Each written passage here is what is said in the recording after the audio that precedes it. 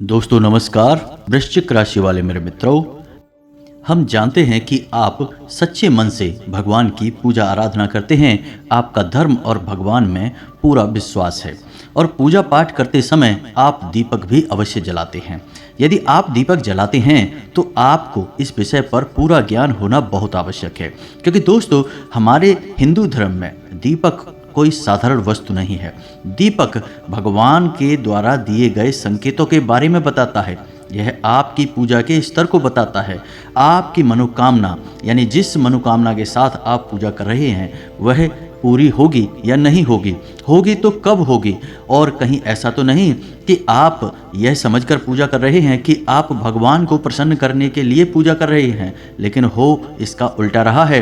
भगवान की जगह यह पूजा आपके आसपास निवास कर रही भूत प्रेत यानी नकारात्मक शक्तियां ग्रहण कर रही हैं और आप समझ रहे हैं कि आपका जीवन सुंदर हो रहा है, लेकिन हो इसका उल्टा रहा है कि आप जितनी ज़्यादा पूजा पाठ करते जाएंगे आपका जीवन नर्क होता चला जाएगा, क्योंकि आपकी पूजा पाठ का संपूर्ण फल, या यूं कहें कि आपके पूजा पाठ का संपूर्ण निष्कर्ष निचोड़ सब वे नकारात्मक शक्तियां ग्रहण करती जा रही हैं और आपको कुछ भी प्राप्त नहीं हो रहा है।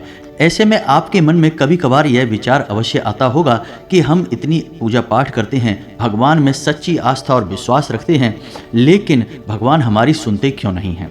तो दोस्तों आपकी पूजा पाठ में जलाया गया दीपक आपको बहुत कुछ बताता है। जी हाँ दोस्तों, हमारे धर्म में दीपक के लिए कई विशेष विधि विधान हैं और दीपक को संकेत के तौर पर भी समझा जा सकता है। तो आज के इस वीडियो में हम आपको बताएंगे कि दीपक जो आप अपनी पूजा पाठ में जलाते हैं वह आपको किस प्रकार से संकेत देता है और आप कैसे अपनी पूजा पाठ की सफलता या असफलता को दीपक के माध्यम से तय कर सकते हैं। तो वीडियो बहुत ही खास है दोस्तों और आपके जीवन में ज्ञान के एक नए आयाम को जोड़ेगा। दोस्तों आपको बहुत कुछ सिखाएगा आज का यह वीडियो। इस तरह के वीडियो बनाने में बहुत मेहनत लगती है दोस्तों। हम हमारी टीम के साथ दिन रात प्रयास करते हैं और आपको सर्वोत्तम से सर्वोत्तम ज्ञान प्रदान करने की कोशिश करते हैं। कोशिश बस एक ही है कि आपके जीवन में कुछ बदलाव आए, सकारात्मक बदलाव आए, क्योंकि हम जानते हैं कि आपकी राशि के जातक अपने जीवन में कुछ करना चाहते हैं, अपना नाम बनाना चाहते हैं, जिसके लिए बहुत मेहनत करते हैं। लेकिन दुर्भाग्य इस बात का है कि आपके जीवन में संघर्ष बहुत अधिक होता है, आपको सफलता इतनी आसानी से प्राप्त नहीं होती है। जी हाँ दोस्तों, इसी के साथ साथ हम आपको आने वाले समय में यानी कि 3 से 4 दिनों में होने वाली कुछ विशेष घटनाओं के बारे में भी बताएंगे, जिनसे आपको बड़े लाभ प्राप्त होंगे यदि आप सतर्क रहें और समझकर अपने आने वाले कदम को तय करके चलेंगे तो आपको बड़े बड़े लाभ भी प्राप्त हो सकते हैं। तो बदले में दोस्तों बस हम यह चाहते हैं कि आप इस वीडियो को पूरा देखें, इस वीडियो को बीच में बिल्कुल भी ना छोड़ें, नहीं तो होगा यह कि आपको आधा अधूरा ज्ञान प्राप्त होगा और आपको कोई भी बात समझ में नहीं आएगी। जी हाँ दोस्तों, आपकी राशि के जातकों में एक छोटी सी कमी यह भी पाई जाती है कि आप बहुत जल्दी चीज़ों से ऊब जाते हैं। आप सब कुछ अपने जीवन में बहुत जल्दी जल्दी प्राप्त कर लेना चाहते हैं और जल्दी जल्दी प्राप्त करने के चक्कर में कई बार आप बड़ी परेशानियों में फंस चुके हैं। जी हाँ दोस्तों, आप अपने जीवन में पीछे झांक कर देखें तो आपको पता चलेगा कि कई बार आपके काम केवल इसी वजह से बिगड़ गए कि आपने उनमें जल्दबाजी दिखाई। यदि आप धैर्य से काम लेते तो आपके काम बन सकते थे। तो ऐसा आपको अब नहीं करना है। जब भी आपको ज्ञान प्राप्त करने का अवसर प्राप्त हो तो आप पूरे धैर्य के साथ उसे ग्रहण करें और फिर उसे अपने जीवन में लागू करें, उपयोग करें। आप देखेंगे कि आपका जीवन बदलता चला जाएगा। जी हाँ दोस्तों, आप बहुत ही बुद्धिमान इंसान हैं, आपके अंदर बौद्धिक बल बहुत अधिक है, लेकिन छोटी मोटी कमियों की वजह से आप अपनी संपूर्ण बुद्धि का इस्तेमाल करने से चूक जाते हैं, गलती कर जाते हैं, जिससे आप परेशानियों में फंसते रहते हैं। तो हमारा मानना केवल इतना है कि यदि आप धैर्य से काम लें, ठंडे दिमाग के साथ चीज़ों को समझें, अपने जीवन को समझें, तो आप बड़े से बड़े काम को बड़ी आसानी से करने का दम रखते हैं। जी हाँ दोस्तों, आप ऐसे इंसान हैं कि आप किसी की गुलामी करना पसंद नहीं करते हैं। आपके मन में एक ललक है, एक ख्याल है, एक विचार है कि आप कुछ अपना जरूर करेंगे, आज नहीं तो कल करेंगे, और इसके लिए आप लगातार प्रयास भी करते रहते हैं। लेकिन कभी कभी जिंदगी आपको मौका नहीं देती है और देती भी है तो बहुत देर से देती है, तब तक आपके धैर्य का बांध टूट जाता है। जी हाँ दोस्तों, तो हमें आपसे बस इतना कहना है कि आप धैर्य का साथ कभी न छोड़ें, क्योंकि जब भगवान आपको देने पर उतारू होंगे तो इतना देंगे कि आपका जीवन पूर्ण रूप से बदल जाएगा। रातों रात आपके जीवन में जगमगाहट आ जाएगी, फूलों जैसा सुंदर आपका जीवन महकने लगेगा। जी हाँ दोस्तों, तो इसी कामना के साथ, इसी सुंदर विचार के साथ आज के इस वीडियो को शुरू करते हैं। वीडियो में हम आपको आपके जीवन में होने वाली अगले 3 से 4 दिनों में विशेष घटनाओं के बारे में भी बताएंगे, लेकिन उन्हें हम अंत में बताएंगे, तो उन्हें जानना आपके लिए बहुत आवश्यक है। दोस्तों, आप जब अपने जीवन के बारे में कुछ अनुमान प्राप्त कर लेते हैं तो आपको एक दिशा प्राप्त होती है कि किस तरह से आगे बढ़ना है और कैसे अपने जीवन के फैसलों को लेना है। इससे आप बड़ी मुसीबतों में फंसने से बच जाते हैं। और ज्योतिष शास्त्र का तो काम ही यही है कि वह इंसानों की भविष्य का सटीक अनुमान लगाने की कोशिश करता है। अगर सटीक अनुमान ना लगा पाए तो आपको एक विचार तो दे ही देता है कि कुछ बुरा होगा, कुछ अच्छा होगा, तो उसी के हिसाब से आप अपने जीवन के निर्णय ले सकते हैं। बाद में आप बड़ी से बड़ी मुसीबतों से भी आसानी से बाहर निकल सकते हैं। तो चलिए दोस्तों, आज के इस वीडियो को शुरू करते हैं, लेकिन इससे पहले आपसे एक निवेदन है कि कॉमेंट में पूरे भक्ति भाव के साथ जय माँ भद्रकाली लिखना ना भूलें। माता का प्रेम और आशीर्वाद आपको प्राप्त होगा।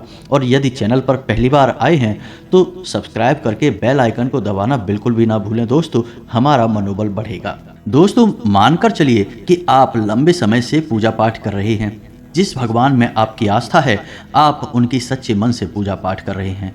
आप पूरे विधि विधान का भी ख्याल रखते हैं और पूजा पाठ करते करते आपको काफ़ी समय बीत गया। मानकर चलते हैं कि 1 या 2 साल या 4 साल या 6 साल बीत गए, लेकिन आपके जीवन में बदलाव नहीं आए और आपका जीवन जैसे का तैसा बना रहा, तो आपके मन में पहला ख्याल यही आएगा कि शायद भगवान आपकी सुन नहीं रहे हैं, शायद आप दुर्भाग्यशाली इंसान हैं, या फिर यूं कहें कि आपके जीवन में दुख और कष्ट ही लिख दिए गए हैं। भगवान ने आपके साथ नाइंसाफ़ी की है। लेकिन दोस्तों, ऐसा सच में नहीं होता है। हकीकत इसकी एकदम उलट भी हो सकती है। दोस्तों, हमने आपको अपने पिछले कई वीडियो में यह बात बताई है कि हमारे जीवन में हमें क्या प्राप्त होगा। हमारे कर्मों से यह निर्धारित अवश्य होता है, लेकिन वह हम तक पहुंचेगा या नहीं पहुंचेगा, यह इस बात पर निर्भर करता है कि आपके आसपास ऊर्जा का क्षेत्र किस प्रकार का है। जी हाँ दोस्तों, यदि आपके आसपास ऊर्जा का क्षेत्र नकारात्मक है तो आपसे कोई अच्छी बात भी बोलेगा, आपको सही सलाह भी देगा तो वह आपको बुरी लगेगी। आपकी तरफ कोई अच्छी चीज़ भी आएगी तो वह आपके पास पहुंचते पहुंचते बुरी हो जाएगी। यानी कि कोई आपकी मदद करने की कोशिश भी करेगा तो आपके साथ उल्टा हो जाएगा। और ठीक इसका उल्टा भी होगा कि आप किसी की मदद करने की कोशिश करेंगे लेकिन उसके साथ गलत हो जाएगा और आपके ऊपर लांछन लग जाएगा। जी हाँ दोस्तों, आप अपने जीवन में जो भी फैसले लेंगे वे गलत फैसले साबित होंगे और अंत में लोग आपका मजाक उड़ाएंगे और आपकी बौद्धिक क्षमता पर ही प्रश्न चिन्ह लग जाएगा। तो यह बड़े ही परेशानी का विषय है दोस्तों। तो ऐसे में आपका दायित्व क्या बनता है? आपको सबसे पहले क्या करना है? सबसे पहले आपको अपनी आसपास के ऊर्जा क्षेत्र को शुद्ध करना है, पवित्र करना है। जी हाँ दोस्तों, अब आसपास के ऊर्जा क्षेत्र से क्या मतलब है हमारा? तो दोस्तों, आप समझिए कि ऊर्जा क्षेत्र क्या है। आपने तस्वीरों में भगवान को तो देखा ही होगा, और भगवान को तो देखा ही है, लेकिन पुराने ज़माने के जो ऋषि मुनि संत होते थे, जो बहुत ऊंचे स्तर के अध्यात्म को हासिल कर लेते थे, स्वयं भगवान के दर्शन कर लिया करते थे, तो उनकी तस्वीर कभी आपने देखी होगी। तो क्या दिखाई देता है? उनके चेहरे के पीछे आपको एक पीले रंग का आवरण दिखाई देता है, चक्र जैसा दिखाई देता है, और यह आवरण चेहरे के पास गोल दिखाई देता है, जैसे पीछे सिर के कोई सूरज चमक रहा है। लेकिन दोस्तों, हम आपको बताएं कि यह आवरण ना केवल चेहरे के पीछे होता है बल्कि पूरे शरीर के आसपास होता है, लेकिन चेहरे के पास यह बहुत तेजमय होता है, इसलिए स्पष्ट दिखाई देता है। तो यह आवरण क्यों बनाया जाता है? क्या यह केवल तस्वीर की खूबसूरती बढ़ाने के लिए होता है? जी नहीं दोस्तों, यह आवरण हर एक इंसान के पास मौजूद होता है। जी हाँ दोस्तों, और यह आवरण जितना शुद्ध होगा उतना ही अधिक आपके जीवन में आध्यात्मिकता होगी, धार्मिकता होगी, आपके मन में प्रेम, सच्चाई, ईमानदारी का वास होगा। जी हाँ दोस्तों, हम इसका उल्टा भी कह सकते हैं कि जितना आपके पास धार्मिकता, आध्यात्मिकता होगी, आपके मन में प्रेम, सच्चाई और ईश्वर का वास होगा, यह ऊर्जा क्षेत्र आपका शुद्ध और साफ रहेगा। जी हाँ दोस्तों, अब जो हमारा ऊर्जा क्षेत्र है यह हर इंसान के पास होता है, यह तो आप समझ गए। अब जो हमारे पास हमारा ऊर्जा क्षेत्र है, हमारा आवरण है, वह शुद्ध और अशुद्ध कैसे हो जाता है? दोस्तों, उसे शुद्ध या अशुद्ध बनाने वाले हम खुद ही हैं। हम स्वयं ही उसे अशुद्ध करते हैं या शुद्ध करते हैं। यदि हमने अपनी ऊर्जा का क्षेत्र अशुद्ध कर रखा है तो हमारे द्वारा की गई पूजा पाठ, हर अच्छे कर्म का जो फल है वह नकारात्मक शक्तियां खींच लेंगी। जी हाँ दोस्तों, क्योंकि नकारात्मक शक्तियां ही आपके आसपास आकर्षित होंगी। नकारात्मक ऊर्जा क्षेत्र नकारात्मक शक्तियों को ही खींचेगा और सकारात्मक ऊर्जा क्षेत्र सकारात्मक शक्ति को खींचेगा, यानी भगवान की शक्ति को आपके पास खींच कर लाएगा। जी हाँ दोस्तों, तो अब बात करते हैं पूजा पाठ की। तो आप पूजा पाठ कर रहे हैं सच्चे मन से, लेकिन आपका ऊर्जा क्षेत्र दूषित है। तो ऐसे में हो यह रहा है कि आपकी पूजा पाठ जहां तक पहुंचनी चाहिए वहां तक पहुंच नहीं रही है, उसके बजाय बीच में रुकावट है नकारात्मक शक्ति की। वह आपकी पूजा पाठ के संपूर्ण फल को खुद ही सोख लेती है, आप तक पहुंचने नहीं देती। ना तो पूजा भगवान तक पहुंच रही है और ना ही भगवान के द्वारा दी गई कृपा आप तक पहुंच रही है। बीच में एक रुकावट है। जी हाँ दोस्तों, इन्हें हम भूत प्रेत कह सकते हैं। जी हाँ दोस्तों, तो अब यहाँ तक आपको समझ में आ गया कि आपके द्वारा की गई पूजा पाठ आपको फल क्यों नहीं दे पा रही है, क्योंकि आपके आसपास नकारात्मक ऊर्जा मौजूद है, वह फल आप तक पहुंचने नहीं दे रही है।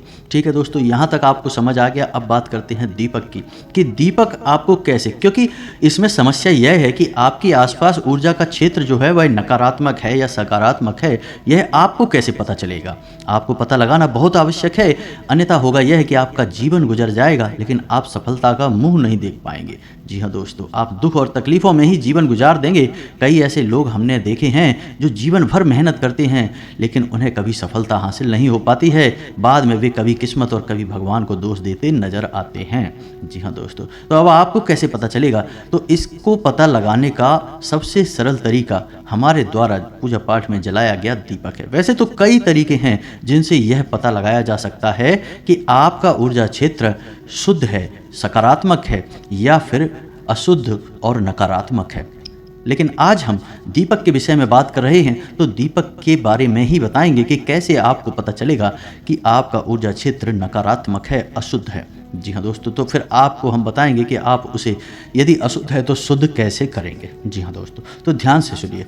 आप जब दीपक जलाते हैं तो आपका जलाया गया दीपक आपकी पूजा समाप्त होने से पहले ही बुझ जाता है। जी हाँ दोस्तों, यदि आपके द्वारा जलाया गया दीपक आपकी पूजा समाप्त होने से पहले ही बुझ जाता है तो यह इस बात का प्रमाण है कि आपका ऊर्जा क्षेत्र दूषित है, नकारात्मक है। जी हाँ दोस्तों, आपका दीपक जल नहीं पा रहा है। दूसरा यह है कि आपके द्वारा जलाया गया दीपक पूजा होने तक तो जलता है, लेकिन जैसे ही आप पूजा स्थान को छोड़ते हैं, अपने दीपक को जलता हुआ छोड़ देते हैं, तो वह दीपक बुझ जाता है। जी हाँ दोस्तों, थोड़ी देर जलने के बाद वह बुझ जाता है। हालांकि उस दीपक में तेल या फिर घी अभी भी बाकी है, बाती भी उसकी सही है, लेकिन वह दीपक बुझ जाता है। यह भी प्रमाण है कि आपके आसपास नकारात्मक ऊर्जा है दोस्तों। जी हाँ दोस्तों, कई बार ऐसा देखा गया है कि दीपक शुद्ध गाय के घी से जलाया जा रहा है, फिर भी उसकी बाती से सुर्ख काला धुआं निकल रहा है। जी हाँ दोस्तों, कई लोग हमसे ऐसे प्रश्न पूछते हैं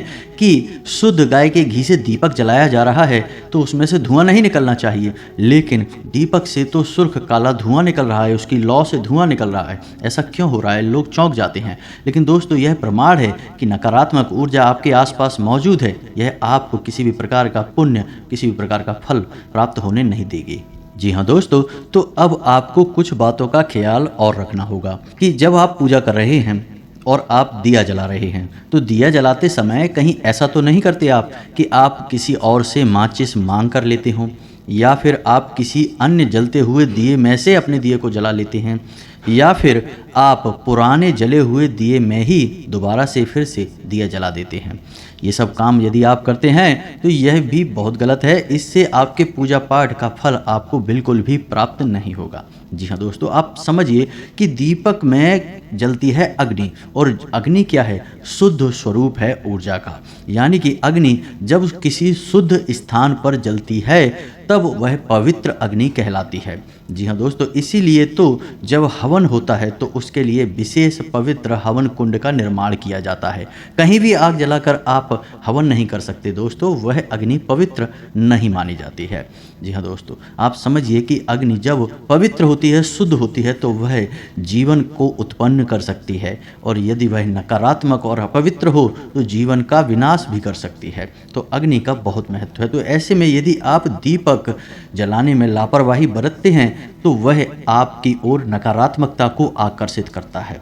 जी हाँ दोस्तों, तो आपको क्या करना है कि आप अपने घर से अपनी माचिस, अपना दीपक मंदिर में लेकर जाएं। जी हाँ दोस्तों, यदि आप मंदिर में दीपक जला रहे हैं तो, यदि आप घर पे जला रहे हैं तब कोई दिक्कत नहीं है, माचिस आपकी खुद की ही होगी।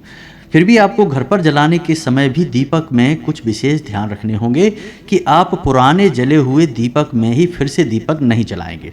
मान के चलिए कि आपने कल पूजा की और दीपक जल चुका है और उसमें थोड़ी सी बाती और थोड़ा सा घी बाकी है, तो आपने दीपक की बाती हटाई और घी हटाया और नया दीपक फिर से जला दिया, तो यह गलत तरीका है। ऐसे में आपको उस दीपक को धोना होगा, साफ करना होगा, उसके बाद ही वह फिर से जलाने के योग्य बन पाएगा। साथ ही साथ अगर हो सके तो उस दीपक पर थोड़ा सा गंगा जल अवश्य छिड़कें, तो वह पूर्ण रूप से शुद्ध और पवित्र हो जाएगा। फिर आप उसमें नए दीपक को जलाइए।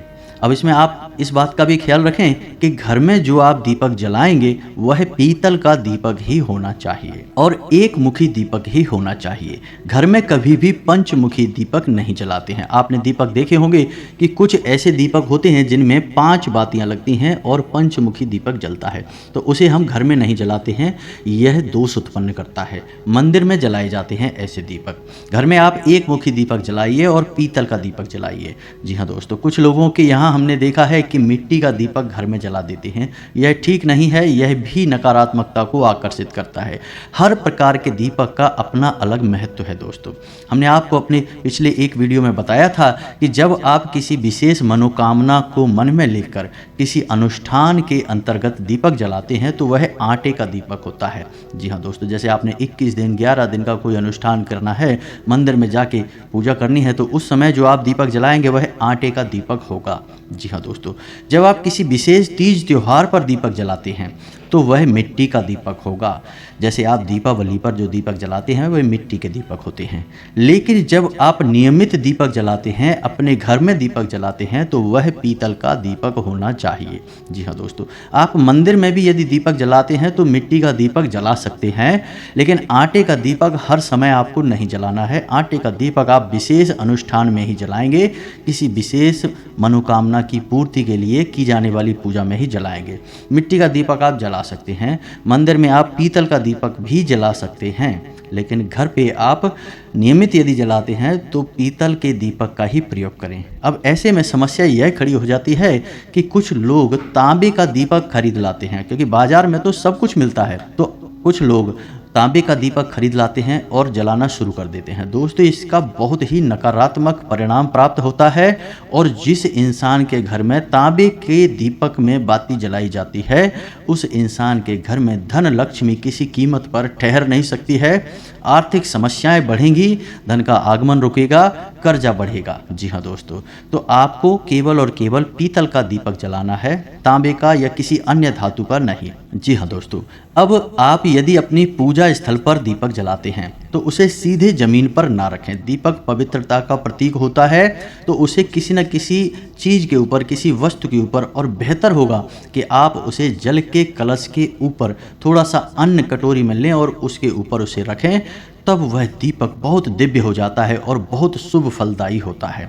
यदि आप रोज़ यह नहीं कर सकते तो कम से कम उस दीपक को सीधे ज़मीन पर तो ना रखें दोस्तों। कोई स्टील का टिफ़िन वगैरह ले लें, उसके ऊपर एक कपड़ा डालें, और कपड़ा शुद्ध और पवित्र होना चाहिए, और उस कपड़े के ऊपर आप उस दीपक को रखें, तभी उस दीपक का शुभ परिणाम आपको प्राप्त होगा। जी हाँ दोस्तों, अब दीपक आप जलाते हैं तो उसकी जो बाती है उसका मुख पूर्व दिशा की ओर ही होना चाहिए। अब यदि आप रात में पूजा कर रहे हैं, रात से मतलब हमारा है कि सूर्य डूबने के बाद यानी कि अंधेरा हो गया फिर आप पूजा कर रहे हैं, जैसे 9 बजे के आसपास पूजा कर रहे हैं, तब दीपक की बाती का मुख उत्तर दिशा की ओर होना चाहिए। जी हाँ दोस्तों, और दिन में यदि आप पूजा कर रहे हैं यानी जब सूर्य आसमान पर हैं तब आप पूजा कर रहे हैं, तब दीपक की बाती का मुख पूर्व दिशा की ओर होना चाहिए।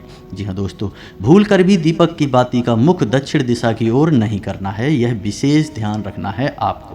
जी हाँ दोस्तों, अब एक छोटी सी बात और जो कि गलत होती है लेकिन लोग अक्सर कर देते हैं कि मानकर चलते हैं कि आपके घर में 2-3 तरह के दीपक पड़े हैं, तो आपने पूजा करना शुरू किया और जो भी दीपक आपके हाथ में आ गया आपने उठाकर उसमें लौ जला दी, दीपक जला दिया। तो अब हो ये रहा है कि एक दिन आप इस दीपक में, दूसरे दिन आप उस दीपक में और तीसरे दिन आप किसी अन्य दीपक में अपनी ज्योति जला रहे हैं। अब इससे हो ये रहा है कि आपको शुद्धता और पवित्रता प्राप्त नहीं होगी, आपकी पूजा का फल आपको प्राप्त नहीं होगा। तो दीपक को जलाने का विधान यह कहता है कि आप जिस दीपक को चुने फिर लगातार उसी दीपक में आपको बाती जलानी है, और जिस दीपक में आप बाती जलाते हैं उस दीपक में कोई अन्य व्यक्ति बाती नहीं जला सकता है। जी हाँ दोस्तों, वह पवित्र दीपक केवल और केवल आपकी तरफ से ही जलेगा और आपकी पूजा को ही प्रदर्शित करेगा। जी हाँ दोस्तों, तो आपको एक ही दीपक में बाती जलानी है और लंबे समय तक जलानी है। ये नहीं कि आप बाजार जब भी जाएं तो एक नया दीपक खरीद लाएं, कभी इसमें कभी उसमें, ये नहीं करना है दोस्तों। जल्दी जल्दी दीपक नहीं बदलना है। यदि आप लंबे समय तक दीपक जलाएंगे तो कम से कम 8 से 10 साल आपका एक दीपक जल जाएगा। जी हाँ दोस्तों, यदि वह इतनी अवधि में ख़राब भी हो जाता है, फूट भी जाता है या कुछ और उसमें नुकसान हो जाता है तो उस दीपक को आपको फेंकना नहीं है, वह जागृत हो चुका है। जी हाँ दोस्तों, आप यकीन मानिए कि उस दीपक में भरकर जल लेकर आप किसी बीमार व्यक्ति को यदि पिला देंगे तो वह बीमार व्यक्ति भी स्वस्थ होने लगेगा, क्योंकि वह दीपक जागृत हो चुका है। जी हाँ दोस्तों, आपकी मंत्रों की शक्ति उस दीपक में भी समाहित हुई है। तो फूटने के बाद भी उस दीपक को आप अपने पास रखें, यदि नहीं फूटता है तो भी उसे आप अपने पास रखें और उसी का प्रयोग करते रहें। जी हाँ दोस्तों, देवी भागवत में यह लिखा हुआ है कि यदि कोई दीपक 5 से 7 वर्षों तक रोज नियमित जलाया जाता है तो वह जागृत हो जाता है, फिर देवी देवताओं की शक्ति उस दीपक में भी समाहित हो जाती हैं। जी हाँ दोस्तों, तो यह है दीपक का महत्व और दीपक की शक्ति। तो यहाँ तक आपको समझ में आ गया होगा कि आपको क्या नहीं करना है। अब हम आपको दीपक से जुड़ी कुछ अच्छी बातें बताते हैं। यदि आप पूजा कर रहे हैं और पूजा करते करते आपकी बाती में फूल बनता है तो आप समझ जाइए कि आपकी पूजा स्वीकार हो चुकी है और पूर्ण रूप से देवी देवता आपकी पूजा ग्रहण कर रहे हैं। ऐसे में आपको बहुत जल्दी शुभ परिणाम प्राप्त होने वाले हैं, खुशखबरियां मिलने वाली हैं, आप प्रसन्न हो जाइए। जी हाँ दोस्तों, असंभव है कि यदि आपकी बाती में फूल बन रहा है और आपके जीवन में परेशानियां रहें, ऐसा असंभव है दोस्तों। तो आप खुश हो जाइए। दूसरा यह है कि यदि आप पूजा कर रहे हैं, दीपक जला रहे हैं और रोज नियमित उसमें फूल बन रहा है और फूल का जो मुख है एक गुलाब की पत्ती जैसा, कली जैसा एक फूल बनेगा, तो उसे ईश्वर की आंख माना जाता है। जी हाँ दोस्तों, ऐसा माना जाता है कि ईश्वर की आंख है वह, यानी ईश्वर आपको देख रहे हैं। तो यदि आपकी तरफ मुख करके वह फूल बन रहा है तो आप बहुत ही भाग्यशाली हैं दोस्तों। अब भगवान ने आपका हाथ पकड़ लिया है, अब आपके जीवन में कोई कष्ट और परेशानी नहीं आएंगी। जी हाँ दोस्तों, बाती में फूल बनने का, यानी इसे दीपक का फूल कहते हैं, इसके भी कई प्रकार होते हैं और उनके अलग अलग फल और परिणाम होते हैं। इसके विषय में हम किसी अन्य वीडियो में बात करेंगे, लेकिन अभी फिलहाल हम आपको फूल के विषय में ही बता देते हैं कि फूल बने तो आप समझ जाइए कि आपकी पूजा काम कर रही है, सही जगह पर जा रही है। जी हाँ दोस्तों, अब जो फूल बन रहा है आप उसका उपयोग कैसे करेंगे, उस फूल का क्या करेंगे, क्योंकि यदि आपने उस फूल को ज्यों का त्यों छोड़ दिया तो वह झड़ जाएगा। जी हाँ दोस्तों, तो आपको क्या करना है, जब आपका दीपक शांत हो जाए, ठंडा हो जाए, उसके बाद आपको उस फूल को लेना है अपनी उंगली पर। जी हाँ दोस्तों, आप उसे अपनी उंगली पर ले सकते हैं और कोशिश करें कि उसे अपनी अनामिका उंगली पर ही लें। जी हाँ दोस्तों, जिस उंगली से हम अपने माथे पर टीका लगाते हैं उसी उंगली पर उस फूल को लें और उसे एक छोटी सी डिब्बी में इकट्ठे करते चलें। जी हाँ दोस्तों, याद रखना है कि आपको केवल फूल लेना है, बाती का जला हुआ हिस्सा नहीं। तो आप उसे किसी डिब्बी में इकट्ठा करते चलें।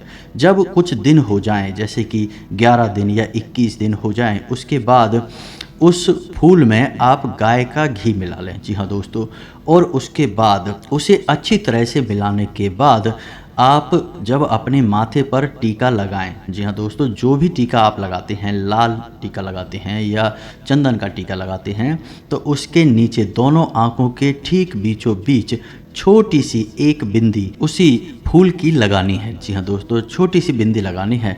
आप देखेंगे कि आपका आत्मविश्वास बहुत अधिक बढ़ जाएगा। आप जिस काम में भी हाथ डालेंगे आपको कामयाबी मिलेगी। जी हाँ दोस्तों, यह ईश्वर का प्रसाद है, ईश्वर की कृपा है। आपने देखा होगा कि बड़े बड़े संत हैं, बड़े बड़े साधु महात्मा हैं, उनके टीके के बीच छोटी सी एक बिंदी काली टीके की अवश्य होती है। जी हाँ दोस्तों, और ऐसा उन संतों के माथे पर अवश्य होता है जिनके अंदर गजब का आकर्षण होता है। जी हाँ दोस्तों, लोग उनसे बहुत प्रभावित होते हैं।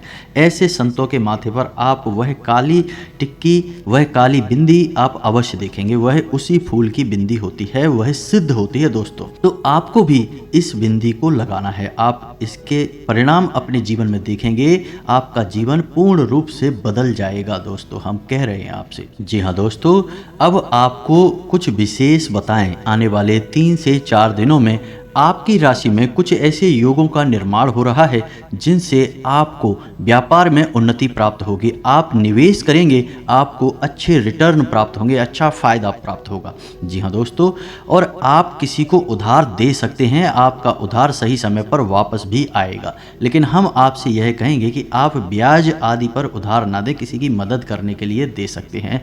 बिजनेस करने के लिए, पैसा कमाने के लिए आप किसी अन्य प्रकार के कार्य को कर सकते हैं। ब्याज पर पैसा देने वाला कार्य हमारे शास्त्रों में वर्जित है, तो आप इसे ना करें। किसी भूमि या भवन के खरीद के योग भी बन रहे हैं। जी हाँ दोस्तों, यदि आप उसे खरीदेंगे नहीं तो कम से कम आपके जीवन में इस प्रकार की परिस्थितियां बनने लगेंगी कि नज़दीकी भविष्य में आप किसी नए वाहन को खरीदेंगे या फिर किसी भूमि आदि का सौदा आपके जीवन में होगा जो आपके लिए हितकर होगा। जी हाँ दोस्तों, इसी के साथ साथ आपको स्वास्थ्य को लेकर थोड़ा सा सतर्क रहने की आवश्यकता रहेगी। पेट से जुड़े रोग आपको परेशान कर सकते हैं, संक्रमण हो सकता है, तो खाने पीने पर आपको ध्यान देने की आवश्यकता रहेगी। और इन सबसे महत्वपूर्ण बात कि आप अपने जीवन के किसी भी बड़े फैसले की तैयारी करेंगे, यानी कोई बड़ा फैसला लेने का मन बनाएंगे, कोई ऐसा कार्य करने का, कोई ऐसा बड़ा निर्णय लेने की कोशिश करेंगे जिससे आपके जीवन में बहुत बड़े बदलाव आएंगे। जी हाँ दोस्तों, कोई बड़े व्यापार की शुरुआत हो सकती है या फिर कोई भी बड़ा बदलाव आप अपने जीवन में करने के लिए फैसले लेंगे। तो ऐसे में महत्वपूर्ण बात यह है कि किसी अनुभवी व्यक्ति की सलाह लें, घर के बड़े बुजुर्गों से बात करें, तभी अपने जीवन के बड़े फैसले लें। जी हाँ दोस्तों, आप स्वयं भी बड़े फैसले लेने में सक्षम हैं, लेकिन बेहतर यह होगा कि आप अपने शुभ चिंतकों की सलाह भी अवश्य लें और उस सलाह को सही तरह से अपने जीवन में लागू भी करें, तो आपको बहुत अच्छे परिणाम प्राप्त हो सकते हैं। जी हाँ दोस्तों, तो यह तो था आपको धर्म और ज्योतिष का मिला जुला सा ज्ञान। यदि आपको इस विषय पर कोई प्रश्न है, आपके मन में कोई विचार है, तो आप कमेंट करके पूछें। हम आपके कमेंट के प्रश्नों के पढ़कर जवाब देने की पूरी कोशिश करेंगे।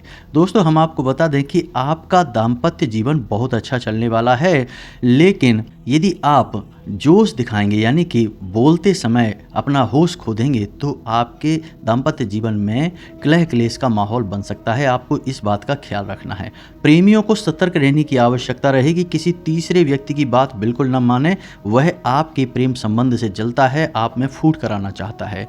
आप अपने प्रेमी पर पूर्ण विश्वास रखें और अपने संबंधों में सच्चाई रखने की पूरी कोशिश करें। बस यही आपको सलाह रहेगी। इसी के साथ साथ आज के इस वीडियो को विराम देते हैं।